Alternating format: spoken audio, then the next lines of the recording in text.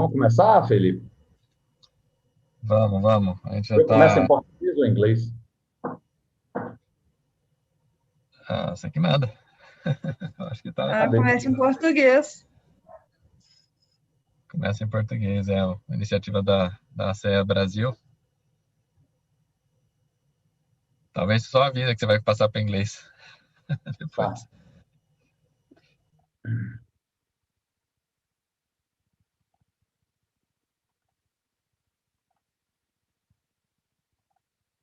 Hello, welcome. This is AACE Brazil Connection, a new program by AACE Brazil section. It's a monthly program in which we interview authorities, executives, or experts from other countries. And the purpose of this program is to bring to a broad audience points of views, best practices, and case studies. And it's an honor to have this month the presence of Julie Owen, who is a director of Los Angeles Metro in California. I will speak in Portuguese for a while, and in this meantime, Julie is connecting. Boa noite a todos, sejam muito bem-vindos ao nosso programa Brasil Connection, da seção brasileira da ACE. Esse foi um programa criado recentemente por nós, da nova diretoria da ACE 2021, e o objetivo, como eu expliquei, é trazer para o público brasileiro, para o público em geral, depoimentos, estudos de caso, explicações sobre boas práticas, através de entrevistas e webinars com autoridades, com executivos de grandes empresas e com experts em temas ligados à engenharia de custos e project controls. Eu queria dar as boas-vindas também ao nosso diretor internacional. Essa é a única sessão da ACE, entre as 90 que existem, a ter um diretor internacional. Felipe Gutierrez é o nosso diretor internacional, está sediado no Texas. E, Felipe, boa noite, eu lhe passo a palavra. Boa noite, Aldo.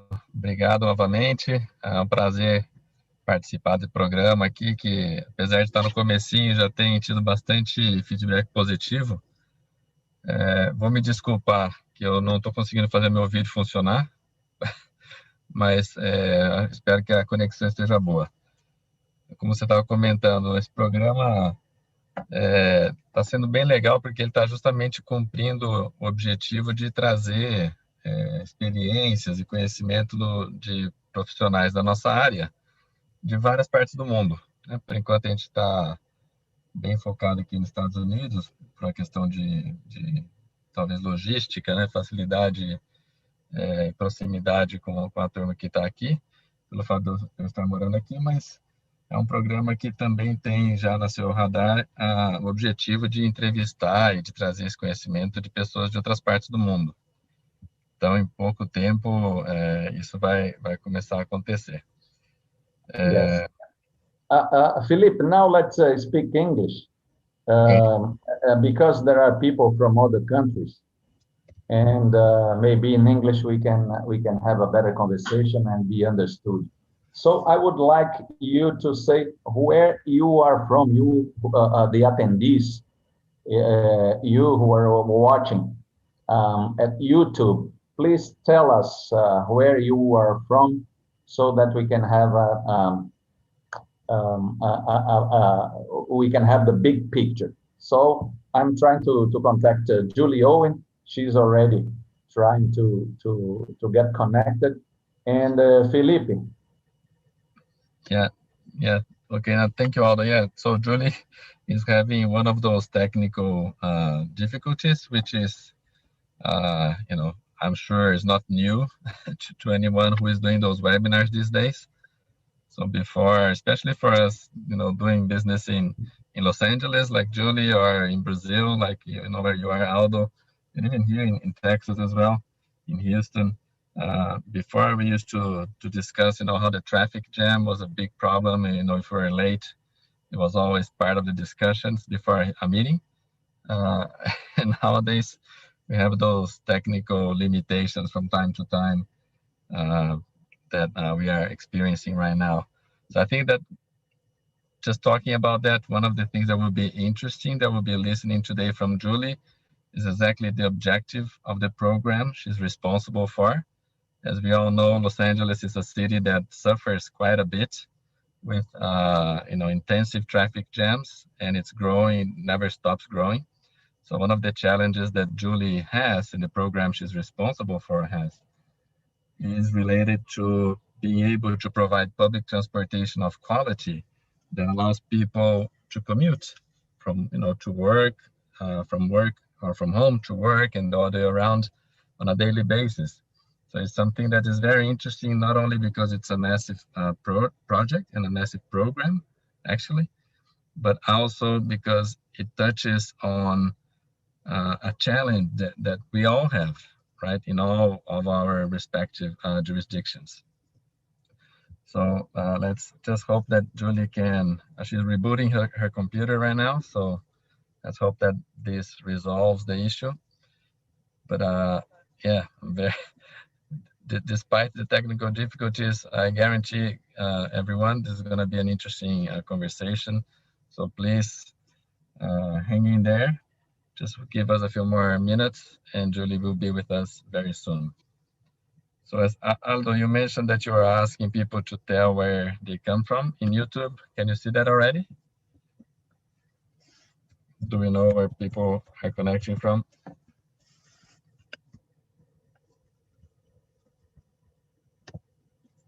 Aldo, you have your mic on mute.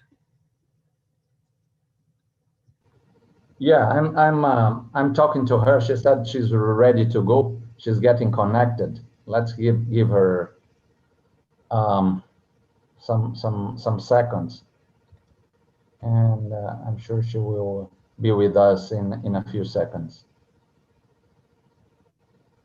Sounds good.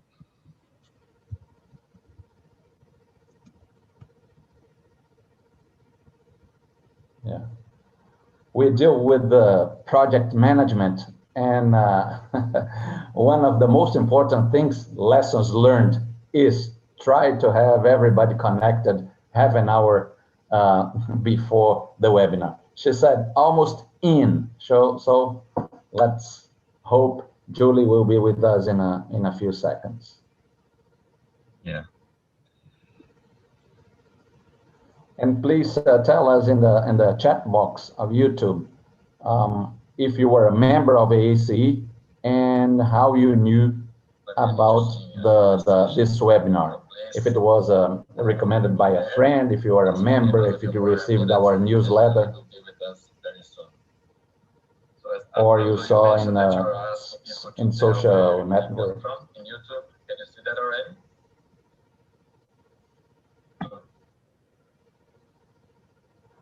Aace is the largest association of cost engineering.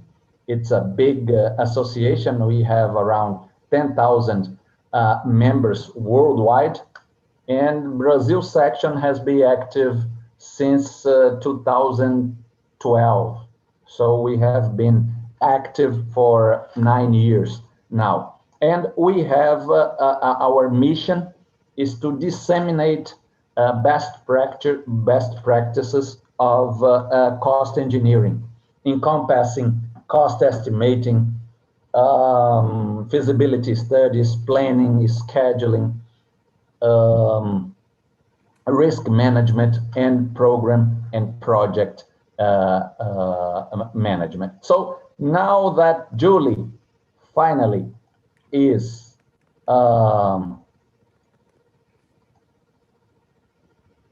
hello, Julie. You can hear me? Great. Perfect. Yes, Julie. Okay. I'm just sorry. I had to go through 2 computers here to get to the right yes, spot. It happened. Not your fault. Okay. Yeah, glad to be here with you guys today. You can't see me? You're a host now. and you can share your screen. Okay. Yeah, And just then here. answering your question, Julie. We cannot see you. I don't know if you have your camera turned on. I have mine turned on, but it's not working, so I don't know what's going on. Let's see if I can find the camera. Here we go. Start video. Or stop video. Great. Start now video. Okay. Finally. Great. Yes. And then I was telling the attendees how happy we are to have you here. AACE Brazil Connection is a new program by our section, and your name was one of the first that came to our mind. And welcome, and we are ready for your webinar. Is my screen showing? Not yet. Not yet. Oh, here we go. Here we go. Okay. There we go. Come on. And Julie, yes. Julie, sorry to interrupt. This is Felipe. Just quickly, just to say that, you know, the idea of the program is that we either go through like a series of questions, like as an interview or a presentation, and then you know, have such a fascinating presentation.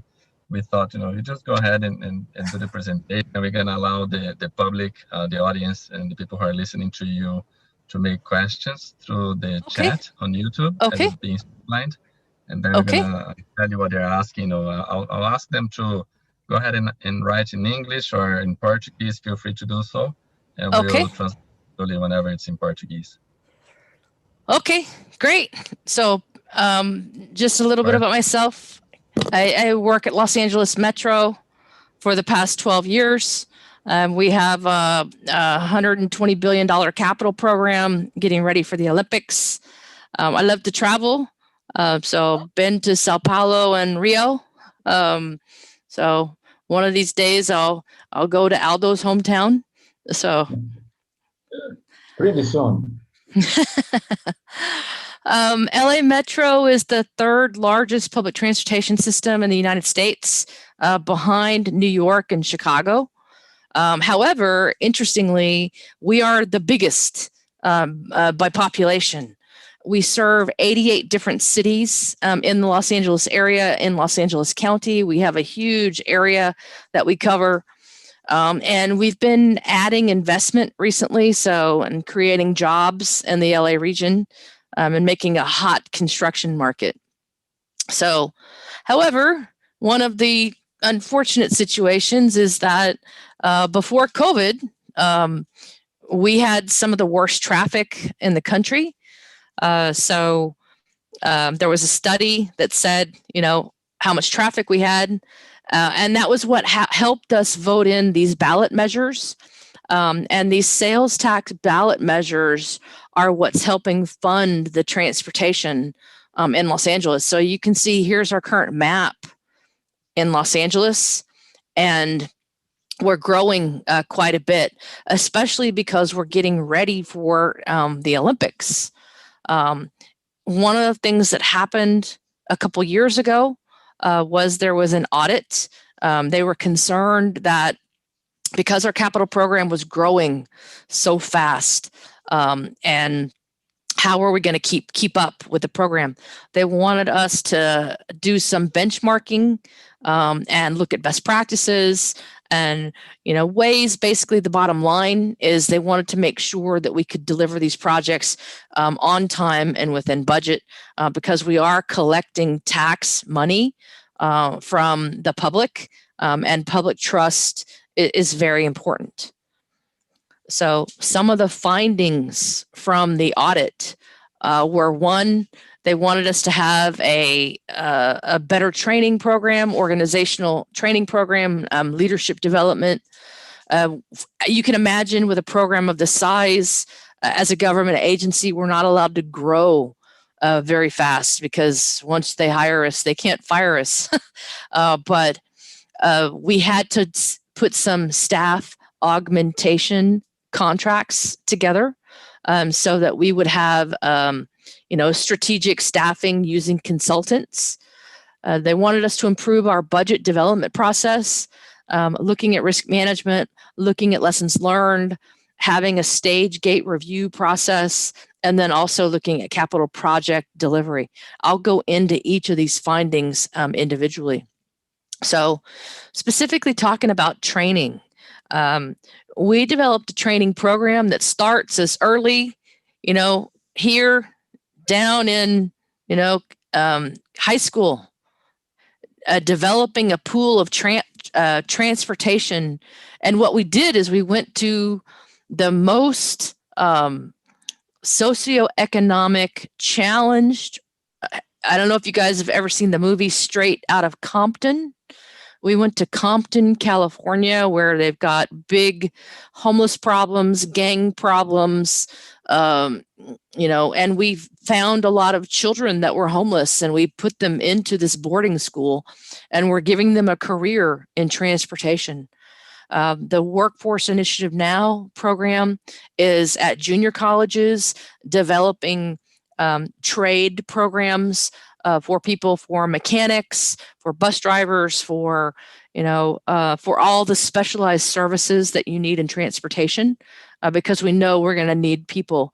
So each of these steps along the way are further and further and further into leadership, all the way up to the senior executive program.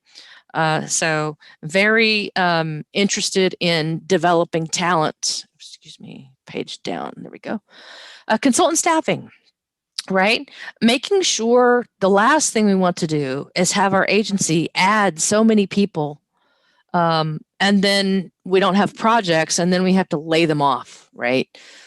So what we've looked at is having staff augmentation contracts where we look for people when we're trying to find skills that our staff don't necessarily have, that are highly specialized, where it's difficult to find, train control engineers or tunneling engineers.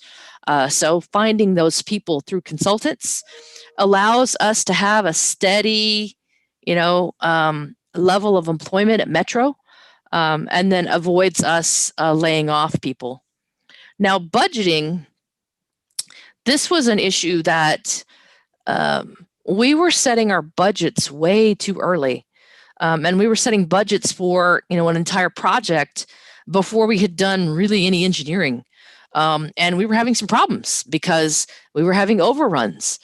So what we taught, and it was one of those situations where the tail was wagging the dog at our agency. The budget group wanted you to sign up to the budget before you would get any money to do any development on your project. But if you haven't done any development, how do you set up a budget, right? So what do they say? The cart and the horse were backwards. So now what we do is we set a budget at design, and we get through the design process so that we know what we're building, and then we set the price for construction or for the full project. We also have embedded doing risk assessments so that we have risk-informed contingency that we are incorporating into our projects. Again, trying to make sure that we deliver our projects on time and within budget. Risk management. One of the findings was that we were doing a really good job of risk management on our major mega projects. And those mega projects are the ones that are at least $1 billion in value. But the challenge was the medium-sized projects, anything lower than $1 billion, and we have several, those are still big jobs. We really weren't doing risk management. So when you look at the performance of how we were doing, it wasn't uncommon to have overruns and schedule delays because we weren't really carrying adequate contingency. We weren't really looking at the risk. But what we've done now is we hired a risk manager. We have risk registers on all of our projects. We've centralized our risk management program. Risk is a category in the stage gate review. We call them project readiness reviews. And then we also check to make sure that all projects have contingency. And that's going rather well. Another challenge we had was Lessons learned were getting filed as a part of the project closeout process. However, they weren't getting shared with the next project. So we would make the same mistakes, or we could have the possibility of making the same mistakes. So Julie, it's Aldo here. I have a yes, question. Project yes. readiness, is it that technique by the CII? No, I'm going to go through that in a slide or two, and I'll show you exactly what it is. Okay. I think it's very similar, Aldo. It's based on a Federal Transit Administration procedure for determining whether a project is ready to enter implementation. So there's guidelines that I can share. I also can share procedures too. If you want to have the procedures or the templates for any of this, I'm happy to share that. As a public agency, through the Freedom of Information Act, this information is all publicly available. So the lessons learned, we developed a program for establishing what is a lesson.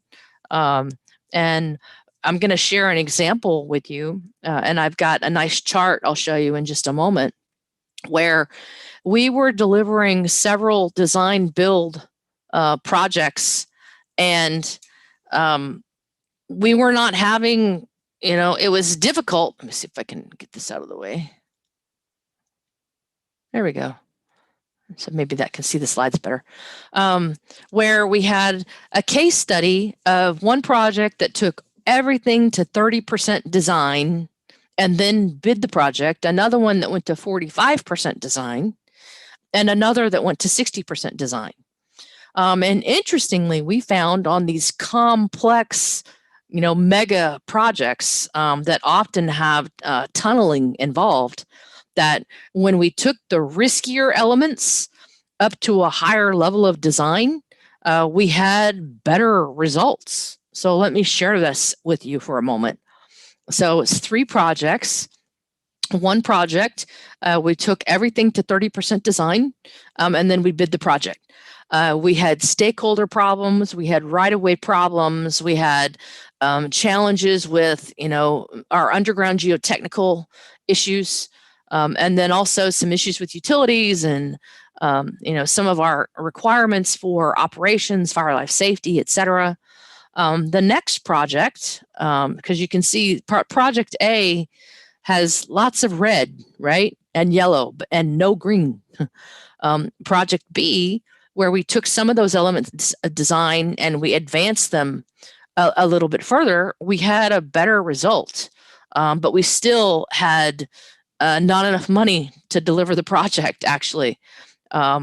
So project C, which is our West Side Subway project, where we advanced everything to 60% design, and in some cases on the higher risk items related to utilities, utility relocation, we advanced those designs up to 100%, and we had a much better result with that program, Lessons Learned program. So now let's talk about readiness review. We've now have a procedure that we must do readiness review stage gates between in the environmental process before you start engineering, when you do your preliminary engineering, before you start final design, or before construction if you're doing design bid build. And if you're doing design build, you still do the readiness assessment before you start engineering, and then also before you start your packaging of your contract. So, and let's look and see what that looks like. So again, Aldo, to your question, there is a procedure with the Federal Transit Administration, the United States Federal Transit Administration. They have something called operational procedures. And operational procedure OP40 outlines, readiness levels for the project. And for the feds, as I call it, that's usually related to your ability to get funding from the federal government. What we did was we outlined our readiness, our Metro internal process, and we aligned it with the Federal Transit Administration. And the Federal Transit Administration has many categories that they look at that you've got on the screen. 1, do you have a project management plan? 2, do you have the staff that you need to deliver this project? Do you have consultants? Do you have the right staff contracts? Third-party requirements? Do you have your agreements with all your utility holders and any other project stakeholders? Have you identified in the project scope, the work breakdown structure? Do you have the schedule? Do you have the cost estimates? Do you have your risk register? Have you identified the risks? Have you looked at lessons learned from other projects? And did you look at all of these above when you're determining the delivery method of the project? So here's an example. So we have these Excel templates that we fill out, and we have, all the project teams fill out all the information, and, they follow the template, they put in their comments, they provide backup, and then we have a conversation where the project team sits down with executive management and they discuss each of these areas. They share their project management plan. They look at their organizational chart. They look at their staffing. They look at, do they have enough support from Metro? Do they have enough consultant staff? Have they been given enough money, to deliver the project? Then third-party utilities. We do a utility matrix. We identify that we've got agreements with all of the utilities. Conducting a partnering workshop. Having a stakeholder plan. Then, so it goes so on and so on and so on. There's 14 different sections of the readiness review checklist that we do at each stage gate of the project. So that's readiness review. Project delivery method. We were for a long time delivering all of our projects design, bid, build, right? 10 years ago, probably about that, we started delivering everything design, build.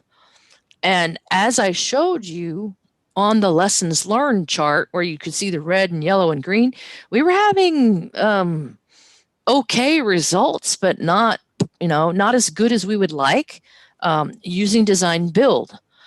We've been starting to look at additional delivery methods. And one of the reasons why, frankly, is our program is so large that we are maxing out the contracting community.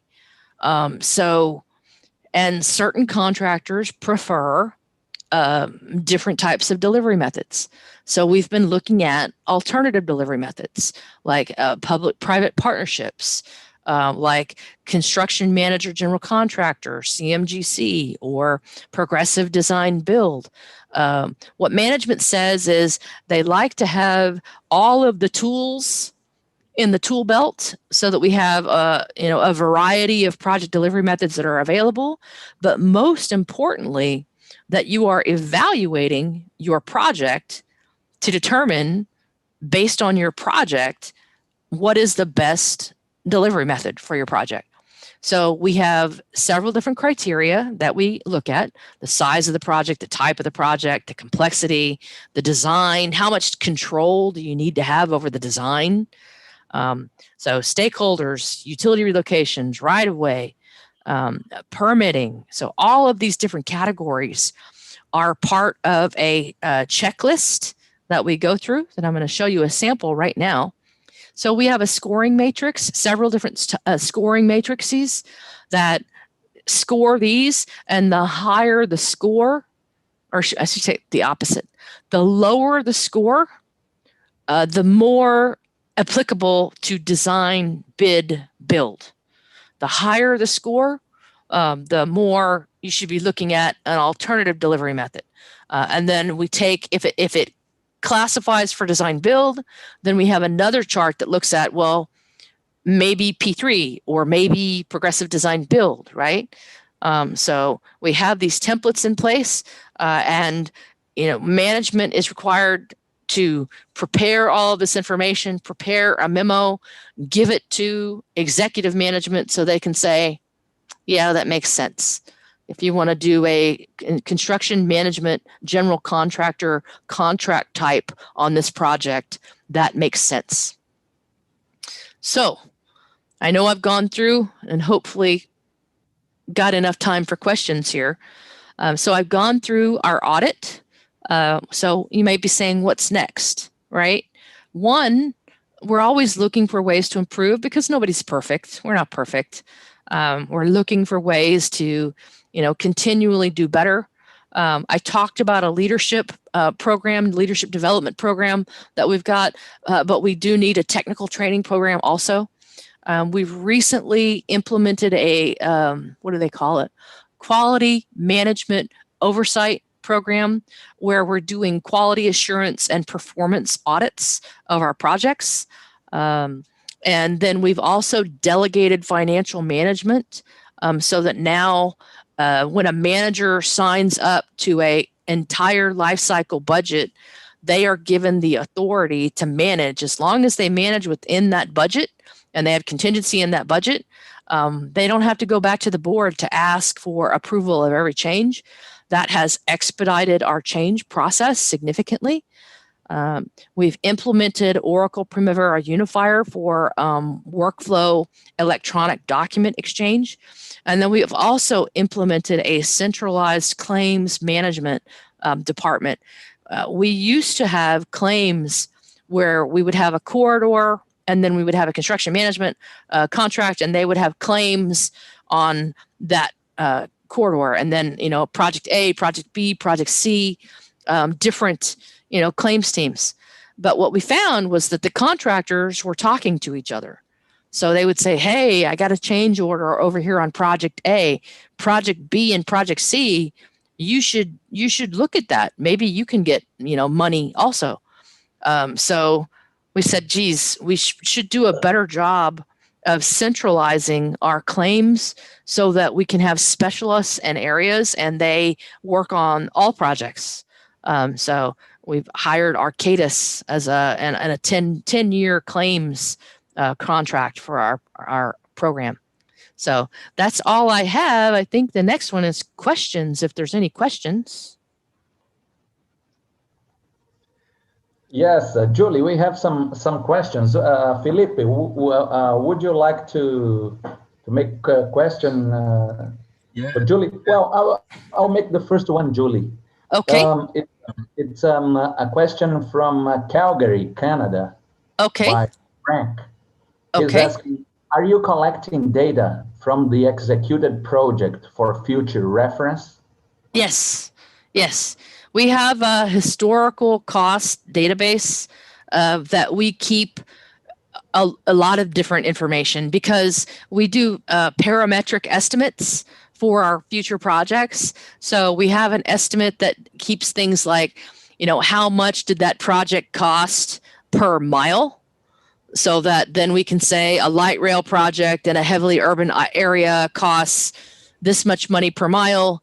If I've got another area in the city that's also heavily urban, then I can take that cost and escalate it and use that as a base for a parametric estimate. So yes, we do that. And we keep the same information also because I can give a good example. We were developing our program for Measure M and we had to prepare a schedule. And everybody was saying, oh, no, you can do that project in 5 years. And we pulled out our historical information, or you can get a contract in 6 months. And I pulled out all of the historical information from the schedules for a lot of our mega projects. And I said, that's interesting. Do you realize not once did we ever get through the procurement process in less than 12 months? Less than 12 months. So we use that information to build some reliability into our schedules and then also into our estimates. Felipe? Yeah, very good. Great stuff. Thank you, Julie. As they say, data is everything. So another question here from Chile. They're asking if you use any agile method right now, the way you're managing your projects? Agile methods. I'm not sure how.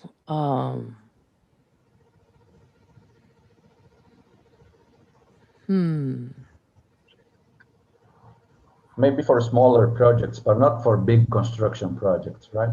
Yeah, no.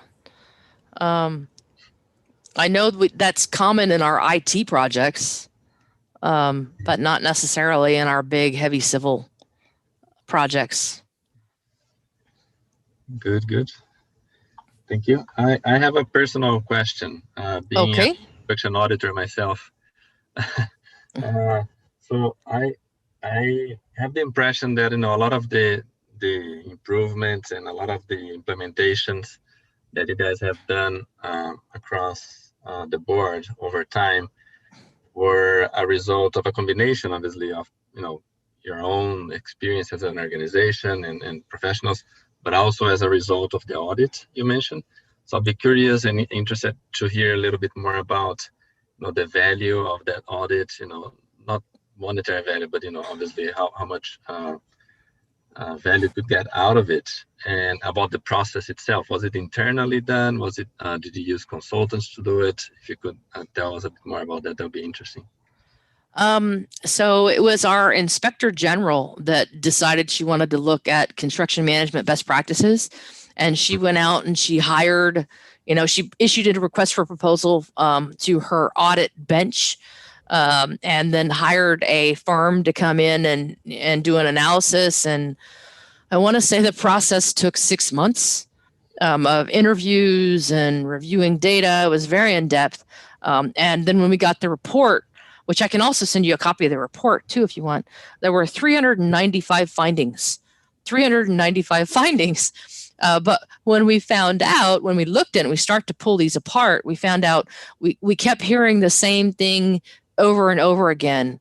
Lessons learned, risk management, a better way to choose delivery methods than blindly picking the same one every time. Having a way to look at project readiness, stage gate reviews. So we took all of the findings and then distilled them down into those 4 process areas. And then we hired a consultant to come in and look at what the recommendations were and how were we going to address that, which basically came 4 brand new procedures that our agency has. So the audit most definitely bore fruit, and has made quite a difference in the way I would say, we have better processes now, and, better communication. So it was good. Was it painful? Yes. It was painful, but it was definitely worth it. Definitely worth it. Julie, I have a question here by Odilon. He's a Brazilian engineer. How do you deal with operational readiness in these projects? Operational readiness. One, we issue operational plans early on. We also we have design criteria that we use that identifies all the different types of systems, because these are highly specialized systems. So we have design criteria that are identified, and then we have all the operational constraints that are identified around those design criteria. We sign up to an operational plan that becomes, that's vetted in the very beginning, and operations is embedded in the design process. Another thing that's interesting too is we have created a brand new department at our agency called the Operations Liaison Group. And because what they do is all the capital project information funnels through them.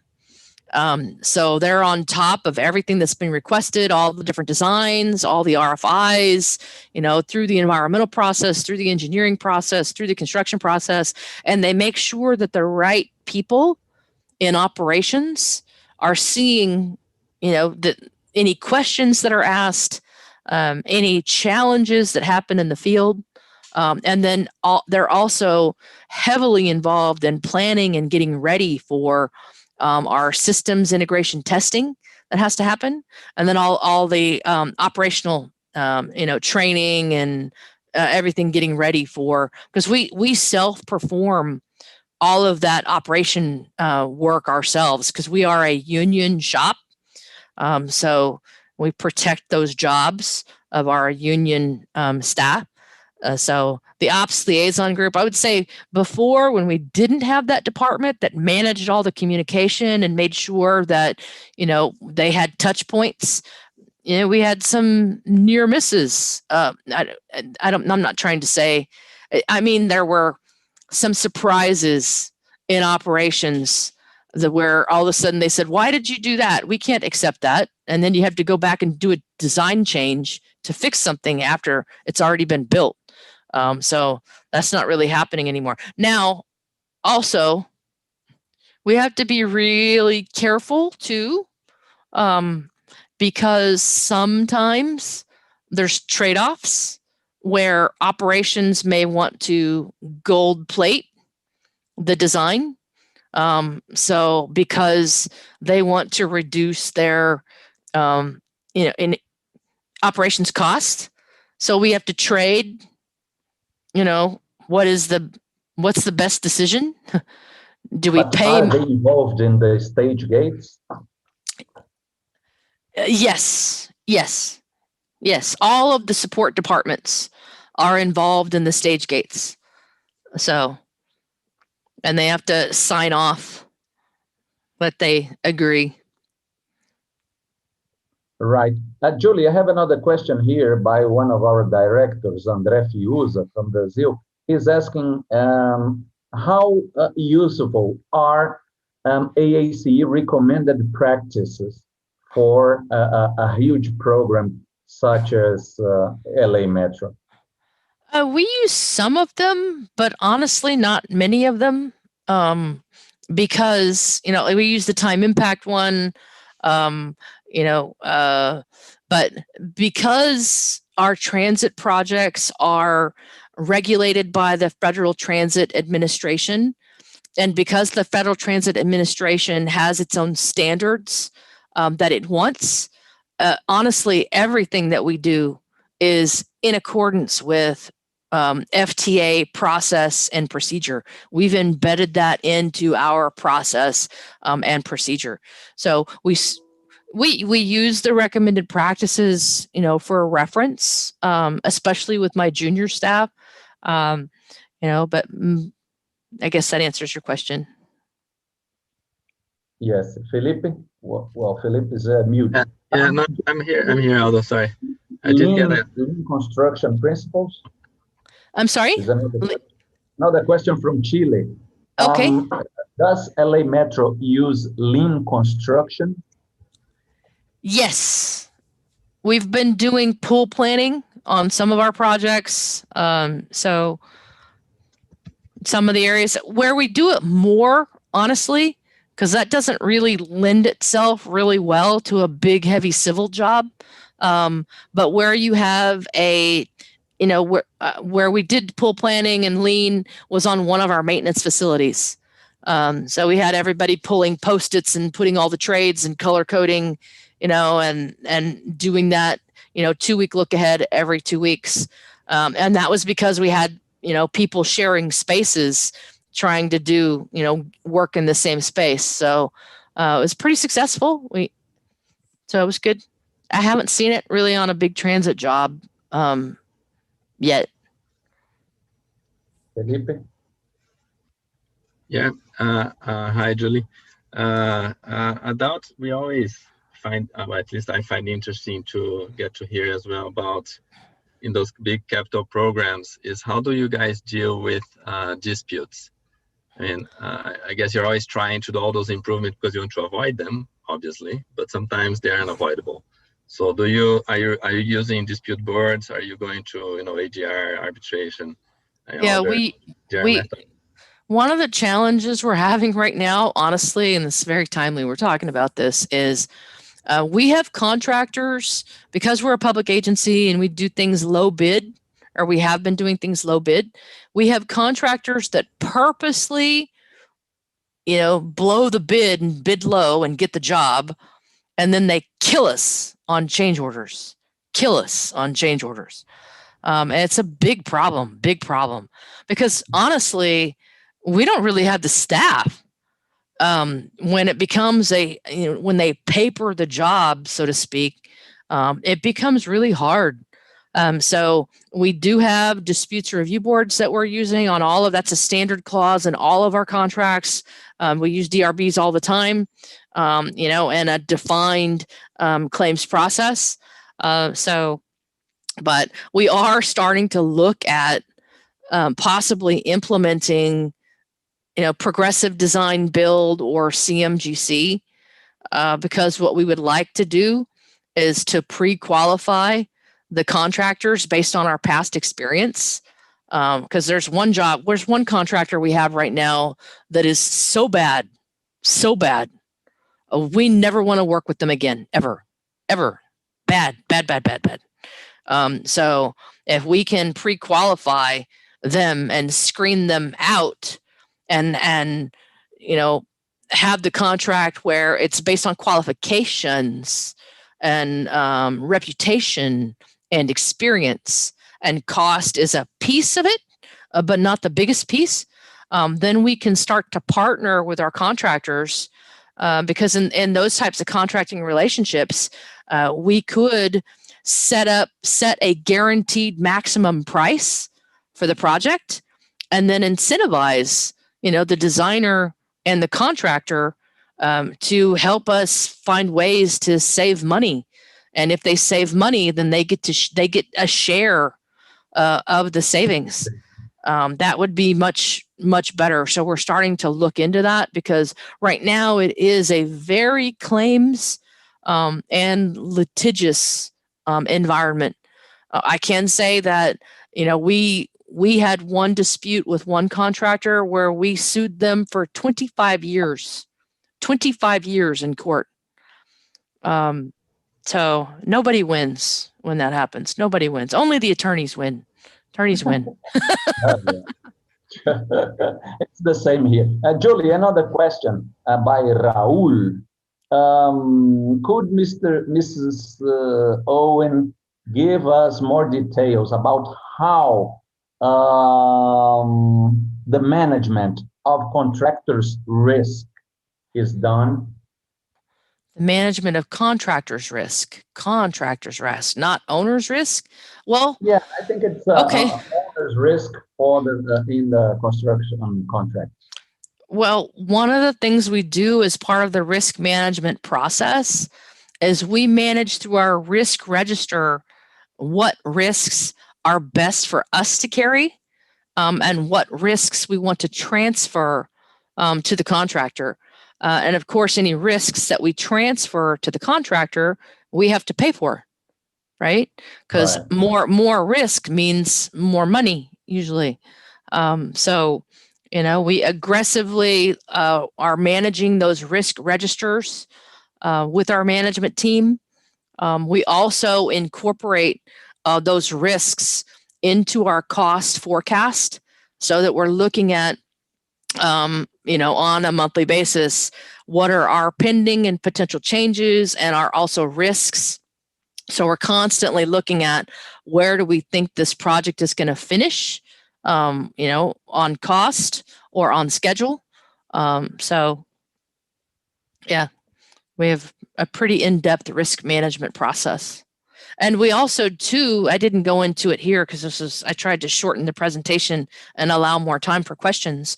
We do risk register. We have a scalable risk management program where, depending upon the size of the project, all projects have a risk register, but we can go full qualitative, quantitative, Monte Carlo analysis. The bigger the jobs, especially the ones that are federally funded, we have to go, through those in-depth risk evaluations and then the federal government comes in and does their own as well. to validate what we've done too. Felipe? Yes. Let's conclude, Felipe. Let's, we are close to the end, but go ahead. Yeah, no, thanks. Yeah, no, I was just wondering as well, because this is such a fascinating program. Do you get, and then it's not really project management related, but do you get to exchange and collaborate with other similar projects around the world? I mean, do you get to learn from them and or teach, share your experiences like you're doing today with us? Yes, absolutely. As a matter of fact, there's a think tank called ENO, E-N-O, E-N-O, the ENO Foundation.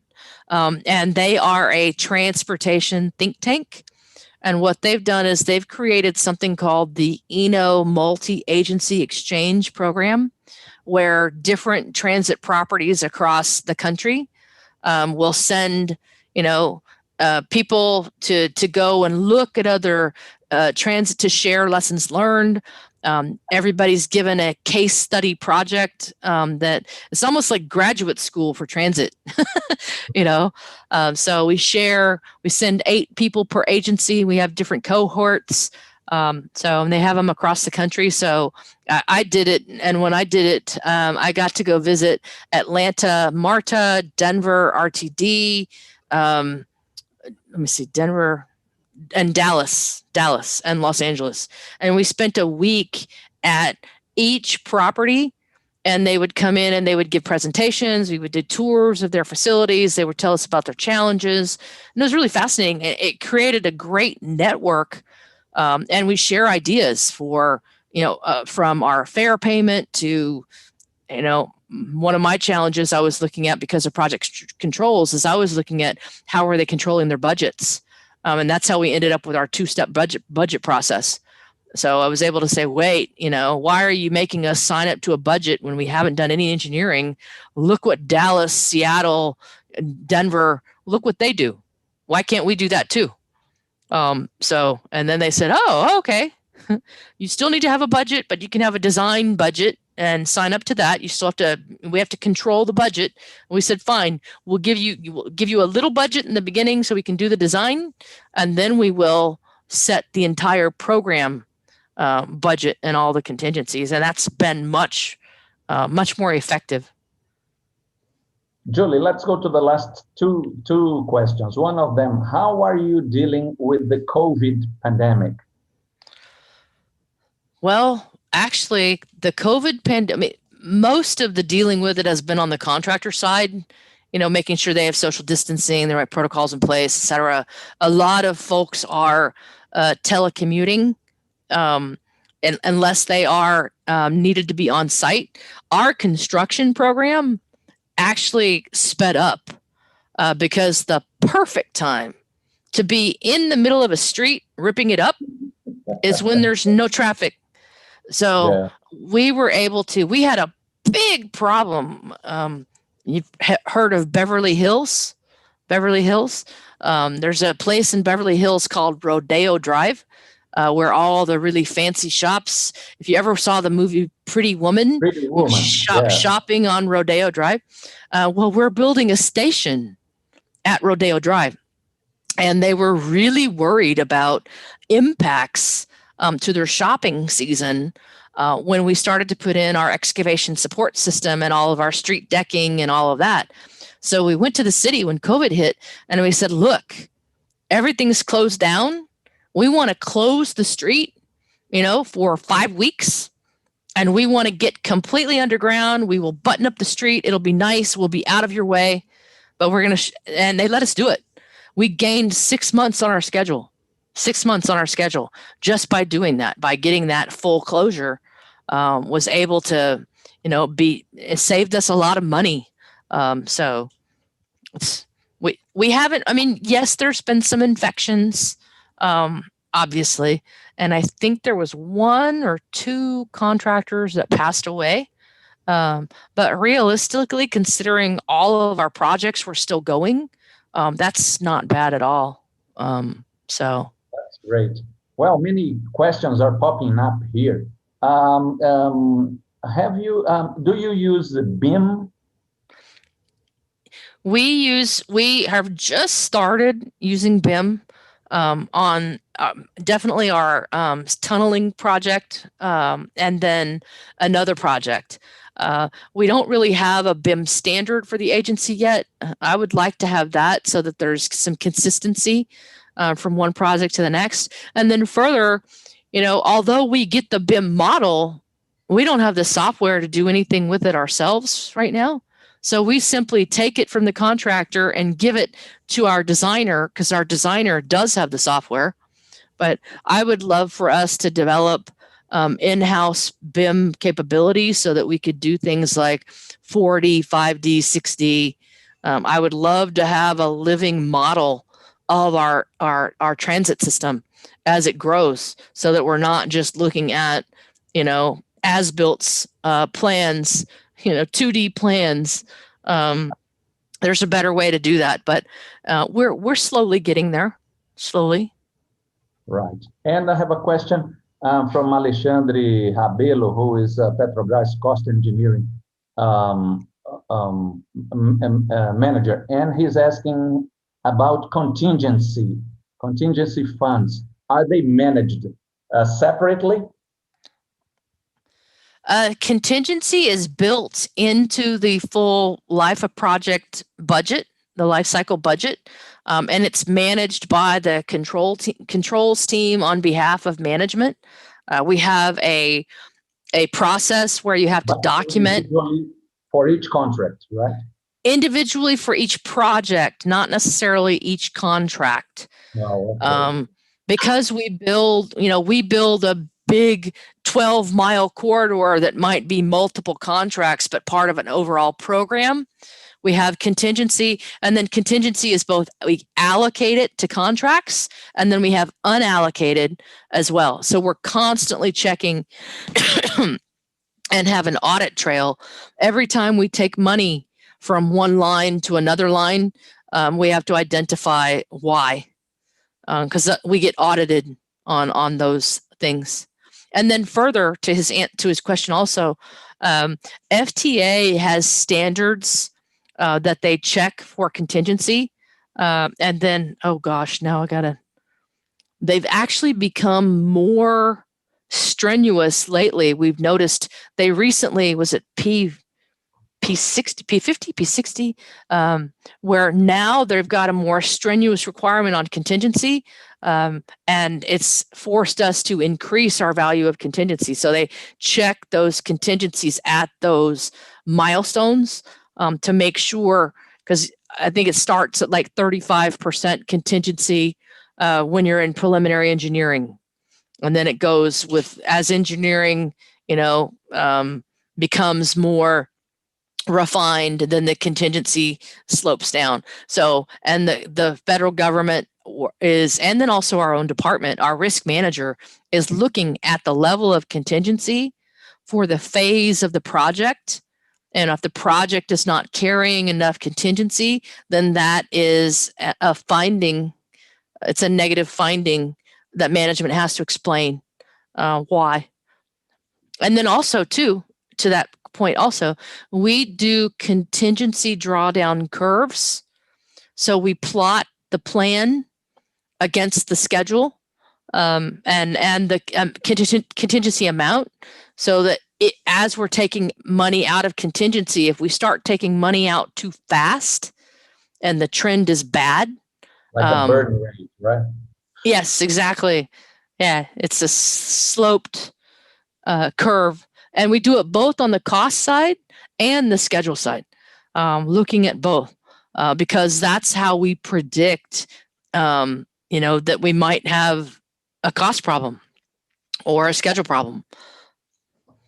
Excellent. Julie, we have a lot of comments here at YouTube chat box, and thank you very much. Awesome presentation. I really enjoyed it. Many comments here, many positive comments, and we are very glad that you accepted our invitation to deliver us this brilliant webinar about Los Angeles Metro. On behalf of Aace Brazil section, I would like to thank you. And Felipe, if you want to add something to our thanks. Yeah, no, just thanks again. Thanks, Julie. Thank you. Sorry for the little technical bumps we had. No worries. But it was great. It was really good to hear from you and to see, all the developments you're conducting with this massive program. It's really interesting. Next time we promise that Felipe's face will be online. He's not there. Yeah, I apologize for that. No problem. Thanks for the opportunity. It's always good to see your smiling face. So thank you, Julie. Thank you very much. And my regards to Steve and your kids. I will. Take care. You as well. Okay. Goodbye. Bye-bye. Thank you all.